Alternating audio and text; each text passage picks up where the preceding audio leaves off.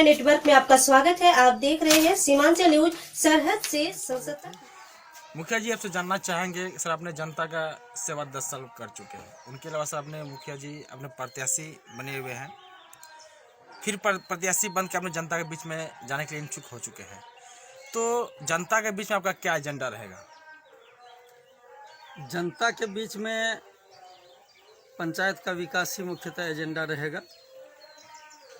गरीबों को उनका हक दिलाना, वंचितों शोषितों को उनका हक दिलाना, समाज के सबसे अंतिम पंक्ति में खड़े व्यक्तियों को उनका हक उनके घर तक पहुंचाना मेरी प्राथमिकता है।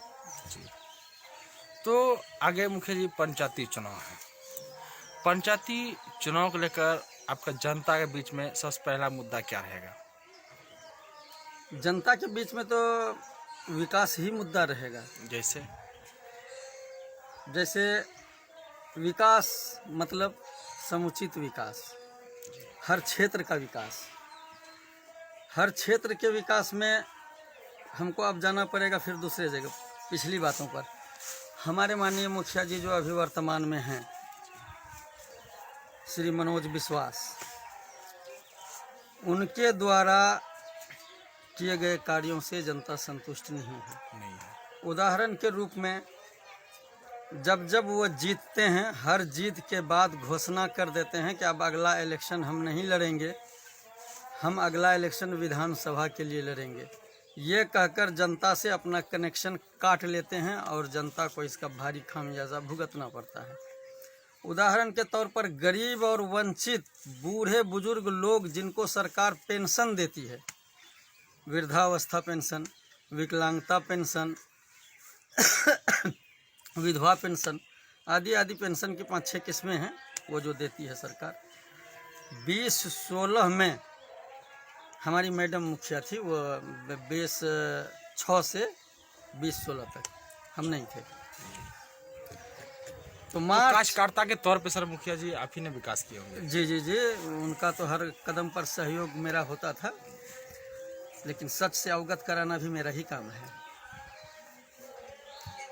तो उन पेंशनधारियों को जिनको मार्च के महीने में, मार्च 2016 में मिल करके बंद हुआ था, उनमें से 50-60 के संख्या में पंचायत में आज भी लोग हैं जिनको आज तक पेंशन नहीं मिला। उस गरीब वंचित और शोषित आदमी का, बूढ़े बुजुर्ग आदमी का कसूर क्या है? यही ना कि किसी ऐसा आदमी को वोट दे करके प्रतिनिधि बना दिए जो उनके तरफ उलट कर नहीं देखा। ये मसला सिर्फ इधर या उधर की बात नहीं, ये श्री मनोज विश्वास के गांव में भी है, लेकिन वो उलट कर नहीं देखते हैं, ना ही किसी की समस्या सुनते हैं। अगर वो अच्छा काम करते तो मैं सराहना करता, उनको मेरे चुनाव में आना भी जरूरी नहीं था। तो मुखिया जी अगर से अभी पंचायती चुनाव भी नजदीक आ चुके हैं, तो पंचायती चुनाव के अलावा अभी मतलब वर्तमान जो मुखिया है उनका क्या ऐसा कमी रह गया जो फिर आपने जनता के बीच आने के बाद, अब इलेक्शन जीतने के बाद सबसे पहले इस मुद्दे पर आपने पहल करेंगे? जी, बहुत बहुत शुक्रिया पूछने के लिए।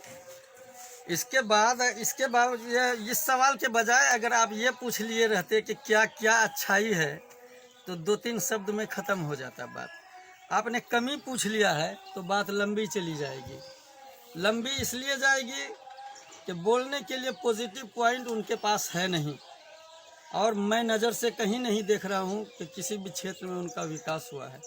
उदाहरण के रूप में 2017 में श्री माननीय प्रधानमंत्री अटल बिहारी का एक ड्रीम है, सपना है, नरेंद्र मोदी। हाँ, नरेंद्र मोदी का प्रधानमंत्री बोले ना तो नरेंद्र मोदी ही हुआ ना। तो प्रधानमंत्री जी का एक सपना है कि 2022 तक सबों के लिए पक्का मकान।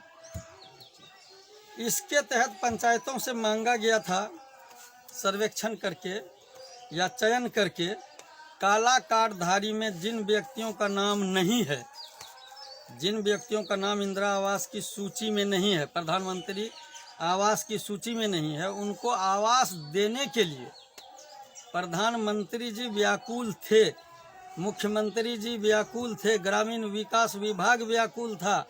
एक नहीं 17 लेटर मेरे पास मौजूद है इस माने का, जिस पर मुखिया जी के कान में जूं नहीं रहेगा, और उन्होंने पब्लिक के लिए इतना भी करना मुनासिब नहीं समझा।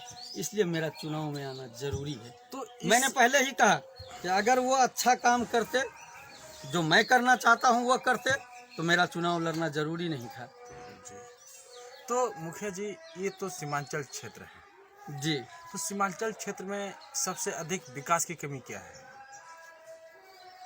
सबसे विकास के अधिक सब चीज की कमी है। जैसे रोड की कमी है, पुल पुलिया की कमी है, गली नाली की कमी है। नाली तो बना ही नहीं मेरे पंचायत में। सरकार का तो सर मांग है कि हर चीज जो जो विकास है, रोड से लेके नाली तक, नाली से लेके जल योजना तक जो है अतिपूर्ण, मतलब कि अच्छा होना चाहिए। अब पूरे ब्लॉक की बात तो हम नहीं बता पाएंगे, लेकिन मैं अपने पंचायत में जो देख रहा हूँ, मुख्यमंत्री जी का जो सपना था स्वच्छ जल पहुँचाने का, उन पर पानी फिरता हुआ नज़र आ रहा है। योजना कहीं कंप्लीट नहीं है। आपको देखिएगा कहीं पर टूटी नज़र नहीं आ रहा। अगर टूटी नज़र भी आ जाए तो पानी नहीं चल रहा। अगर कहीं बाय द वे चेक किया गया है पानी चलते हुए तो आयरन युक्त पानी, मुक्त नहीं। तो मतलब कि मुखिया जी, इस पंचायत का, चापी पंचायत का मुखिया, जिसे वर्तमान जो मुखिया है, उनका तो देख रेख में जो है जल योजना भी दिया गया था कि उनका देख रेख में भी इतना कमी है मुखिया जी? बहुत बड़े ठेकेदार हैं हमारे मुखिया जी। उनको इतनी फुर्सत नहीं है कि वो जाके पानी चेक करेंगे, गरीब का पेंशन चेक करेंगे, लोगों का इंदिरा आवास किनको मिला किनको नहीं मिला ये चेक करेंगे। वो ठेकेदार हैं, बहुत बड़े ठेकेदार हैं। उनको इतनी फुर्सत नहीं है पब्लिक के लिए। इस कारण से जो है बहुत जो है क्षतिग्रस्त तो भी हो चुके हैं यहाँ का। बिल्कुल, आप किसी भी आदमी से पूछिए, जो मैं कहता हूँ वही उनका शब्द होगा। हम कई यहाँ का जनता से हम लोग बातचीत कर चुके हैं समाचार न्यूज के माध्यम जी, से। जी, तो जी। जो सर जो आपने बताया वो तो जनता ही बता रहे हैं, जनता बता रही है, जनता ही बता रहे हैं। वही तो मैं भी बता रहा हूँ कि उन्हीं के लिए तो काम करना है आपका हमको। बात सर कहीं फेंक नहीं जा रहा है, बात एटोजिटिक जो जनता बता रहे हैं वो आप भी बता रहे हैं। बिल्कुल सही है। जो बात होगी, जो समस्या होगा वही ना बताएंगे। झूठा ब्लेम लगा दें किसी पर, ये मेरी फितरत नहीं है। तो आप मुखिया जी, कहीं जनता आपको सपोर्ट देके भारी मतों से विजय बनाते हैं, सबसे पहले किस मुद्दे पे आपने काम करेंगे? बहुत सारे लोगों का इंदिरा आवास जिनको मिलना चाहिए, प्रधानमंत्री आवास मिलना चाहिए, सूची में नाम है उस व्यक्ति का। मेरे पास सूची भी है। इंदिरा आवास की सूची में उस व्यक्ति का नाम है और उनको क्यों काट करके हटा दिया गया है, मैं पहले उसकी लड़ाई लड़ूंगा। इस चापी उस आदमी पंचायत को का, दिलाऊंगा। इस पर चापी पंचायत जिन लोगों का नाम नहीं जोड़ा गया है, सरकार के आदेश के बावजूद उनका नाम जोड़ूंगा। जिन लोगों का नाम काट दिया गया है उनका नाम जोड़ूंगा। जिन लोगों को मिलना चाहिए, जो लोग परिवार में बाप से अलग रहकर अपना परिवार है, 10 साल पहले ही सर्वेक्षण 20 साल पहले हुआ था, तो उस सर्वेक्षण में जब वो पिताजी के साथ था, शादी होने के बाद बाल बच्चा हुआ, अपना अलग जिंदगी, अपना अलग दुनिया हुआ उसका, उन लोगों की अनदेखी की गई है। सरकार के चिट्ठी के बावजूद, सरकार के मांग के बावजूद मैं पहले उन लोगों को पूरा करने का काम करूंगा। क्योंकि सही व्यक्ति को, जिनको आवास जी, योजना सही का व्यक्ति को उनका अधिकार उनके घर तक पहुंचाना ही मेरी प्राथमिकता है। रहेगी। सर, जनता का क्या सपोर्ट है आपका? बहुत अच्छा सपोर्ट है, बहुत अच्छा सपोर्ट है। तो जनता से क्या अपील करना चाह रहे हैं आप? जनता से कहना चाह रहे हैं कि बिना किसी लोभ लालच, बिना किसी भय के और बिना किसी जाति धर्म में भेद किए हुए जो काम करता है, जिसने आपके लिए काम किया है, जो रात दिन आपके लिए खड़े होते हैं, जिसके पास आपके लिए वक्त है, ऐसे प्रतिनिधि को लाइए। अगर हम उसमें सटीक उतरते हैं तो यकीनन मेरा सपोर्ट कीजिए, क्योंकि मुझको 10 साल देख चुके हैं प्रतिनिधि के हैसियत से, प्रतिनिधि के हैसियत से देख चुके हैं। इसलिए मेरे अंदर असीम क्षमता है काम करने का लोगों का।